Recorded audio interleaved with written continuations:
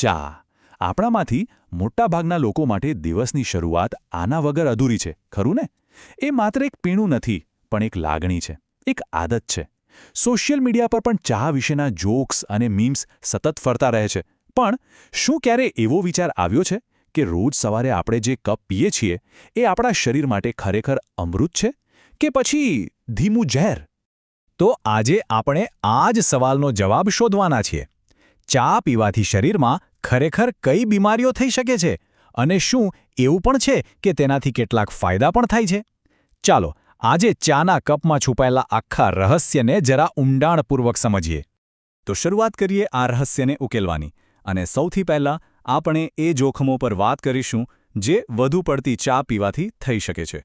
કારણ કે જો કોઈ પણ વસ્તુની સારી બાજુ જાણતા પહેલાં એની સંભવિત નકારાત્મક અસરોને સમજવી ખૂબ જ જરૂરી છે. અને અહીંયા સૌથી પહેલું અને સૌથી મોટું જોખમ એ ચામાં નથી, પણ આપણે જે રીતે ચા પીએ છીએ એમાં છે. મોટાભાગના લોકોને એકદમ ઉકળતી ગરમાગરમ ચા પીવાની આદત હોય છે. પણ આ આદત ખરેખર ખૂબ જ જોખમી સાબિત થઈ શકે છે. હા, તમે બરાબર સાંભળ્યું. ઈસ્ટ કેન્ટ હોસ્પિટલ યુનિવર્સિટીના સર્જન હેની શાર્પનું કહેવું છે કે અત્યંત ગરમ ચા પીવાથી આપણી લોહીની નળીઓને નુકસાન થઈ શકે છે. એટલું જ નહીં, આનાથી નાકમાંથી લોહી નીકળવા જેવી સમસ્યાઓ પણ થઈ શકે છે. અને સૌથી ગંભીર વાત તો એ છે કે લાંબા ગાળે અન્નનળીનું કેન્સર થવાનું જોખમ પણ વધી જાય છે. એટલે ડોક્ટરો પણ કહે છે, ભાઈ ચાને જરા ઠરવા દો. તો જોખમ ફક્ત તાપમાનનું જ નથી. દિવસમાં કેટલા કપ ચા પીવાય છે એની માત્રા પણ એટલી જ કે કદાચ એનાથી પણ વધારે મહત્વની છે. 1-2 કપ સુધી તો ઠીક છે, પણ જ્યારે આ આદત એક પ્રકારનું વ્યસન બની જાય છે ને, ત્યારે જ અસલી સમસ્યાઓ શરૂ થાય છે. અને જ્યારે વાત માત્રાની આવે છે, ત્યારે સાંભળો આ ચોંકાવનારો આંકડો. ગ્લાસગો યુનિવર્સિટીનો 2012નો એક અભ્યાસ છે. એ મુજબ જે પુરુષો દિવસમાં જરૂર કરતાં વધુ ચા પીતા હતા, એમનામાં પ્રોસ્ટેટ કેન્સરનું જોખમ બીજા લોકો કરતાં લગભગ 50% જેટલું વધારે જોવા મળ્યું. 50%! આ આંકડો ખરેખર વિચારવા જેવો છે, નહીં? કેન્સરના જોખમ સિવાય પણ બીજા નુકસાન છે. વધુ પડતી ચા પીવાથી આપણી ઊંઘ પર સીધી અસર પડે છે. એમાં જે કેફીન હોય છે એ ઊંઘમાં ખલેલ પહોંચાડે છે. અને જો કોઈને ન્યુરેસ્થેનિયા જેવી નર્વસ સિસ્ટમની બીમારી હોય તો એમના માટે તો આ વધુ નુકસાનકારક છે. આપણી જે ફેવરિટ કડક ચા છે એમાં કેફીન અને ટોનિક એસિડનું પ્રમાણ પણ વધારે હોય છે. અને ક્યારેક એવો અનુભવ થયો છે કે ચા પીધા પછી તરત જ ફરીથી તરસ લાગે છે. વેલ, એ પણ આની જ એક આડઅસર છે.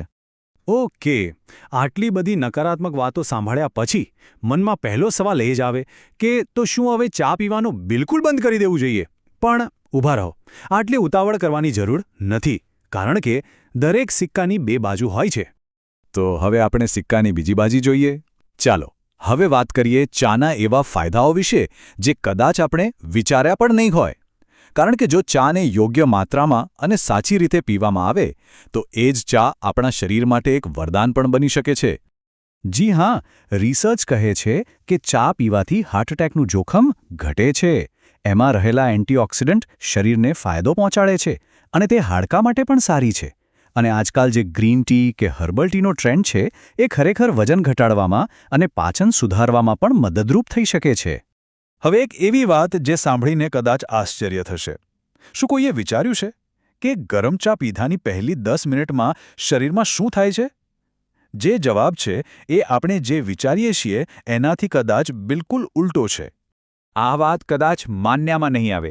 એક બ્રિટિશ અભ્યાસ મુજબ ગરમીમાં આપણે જ્યારે કોઈ ઠંડુ પીણું પીએ છીએ ત્યારે શરીરનું તાપમાન ફક્ત અડધા ડિગ્રી જેટલું જ ઓછું થાય છે. પણ એની સરખામણીમાં જ્યારે ગરમ ચા પીએ છીએ ત્યારે શરીરનું તાપમાન 1થી 2 ડિગ્રી સુધી ઘટી જાય છે. આ કેવી રીતે? વેલ, ગરમ ચા પીવાથી પરસેવો વળે છે અને જ્યારે આ પરસેવો હવામાં ઉડી જાય છે ત્યારે શરીરને કુદરતી રીતે ઠંડક મળે છે. અદ્ભુત છે, નહીં? તો આપણે જોખમો પણ જોયા અને ફાયદા પણ જોયા. એક તરફ નુકસાન છે તો બીજી તરફ ફાયદા. તો હવે કરવું શું? આ બધાનો નિષ્કર્ષ શું છે? જવાબ એકદમ સાદો છે, પણ ખૂબ જ મહત્વપૂર્ણ નિયમમાં છુપાયેલો છે. અને એ નિયમ છે સંતુલન. તો અંતિમ નિર્ણય શું છે? જુઓ, ચા ન તો સંપૂર્ણપણે અમૃત છે કે ન તો ઝેર. એની અસર આપણા શરીર પર કેવી થશે એનો બધો જ આધાર આપણે એને કઈ રીતે અને કેટલી માત્રામાં પીએ છીએ એના પર છે. બસ 2 વાત યાદ રાખો: ખૂબ ગરમ નહીં અને ખૂબ વધારે નહીં. સામાન્ય રીતે દિવસમાં 3-4 કપથી વધુ ચા પીવી નુકસાનકારક હોઈ શકે છે. ટૂંકમાં સંતુલન જાળવવું એ જ સૌથી મોટો નિયમ છે. અને અંતમાં આપણી આ આખી ચર્ચાનો સાર એક પ્રાચીન સંસ્કૃત કહેવતમાં સમાયેલો છે, અતિ સર્વત્ર વર્જયતે, જેનો સરળ અર્થ છે કે કોઈ પણ વસ્તુનો અતિરેક દરેક જગ્યાએ ટાળવો જોઈએ. અને આ નિયમ ખાલી ચા માટે જ નહીં, પણ જીવનના દરેક પાસાને લાગુ પડે છે. તો ચાનો આનંદ જરૂર માણો, પણ હંમેશા મર્યાદામાં.